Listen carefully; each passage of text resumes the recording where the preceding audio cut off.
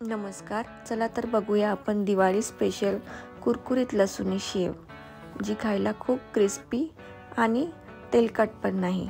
तर याच्या ट्रिक्स मी शेवटी सांगणार आहे. चला तर सुरू करूया. मिक्सरच्या भांड्यात लसूण, जिरे, धने आणि ओवा घेतला आहे. हे मी सगळं 2-2 चमचे घेतले. तुमच्या आवडीनुसार तुम्ही कमी जास्त करू शकता. मिक्सरमध्ये पाणी टाकून मस्त ग्राइंड करायचं बारीक आणि गाळणीने गाळून घ्यायचं.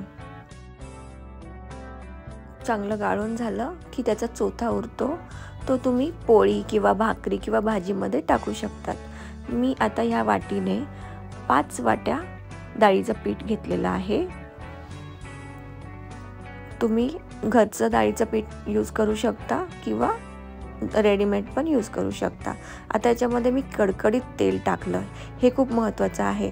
5 ते 6 चमचे मी तेल घेतलं, एकदम कडकडीत गरम करून ह्या पिठात टाकलं आणि ते एकदम हाताने मस्त चोळून घेतलं पूर्ण पिठाला. याला म्हणतात की तेलाचं मोहन टाकलं. तर ही खूप महत्त्वाची स्टेप आहे. याने कुरकुरीत शेव होते. त्यामध्ये आपण मीठ, लाल मिरची, हळद, मिक्सरमध्ये ग्राइंड केलेलं मिश्रण टाकून थोडं थंड पाणी टाकून मळून घ्यायचं आहे. आता हे पीठ मळताना जास्त सैल पण नको आहे आपल्याला आणि जास्त घट्ट पण नको आहे, जेणेकरून शेव दाबायला खूप त्रास होईल. आणि खूप जर सैल झालं हे पीठ तर तेलकट होईल आपली शेव. त्यामुळे मीडियम पाहिजे आपल्याला हे पीठ. पीठ छान मळून झालेलं आहे. आता आपण कढईमध्ये तेल तापत ठेवूया आणि आता शेव करायचा सोरा घ्यायचा, त्यामध्ये तेल लावायचं आणि लागता त्यामध्ये पीठ टाकायचं. तेल तापलेलं आहे. आता आपण शेव करून घेऊया. कमी आणि मीडियम गॅसवरच आपल्याला शेव करायची आहे.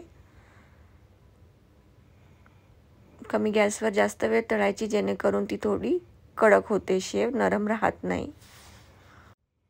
कुरकुरीत शेव तयार आहे.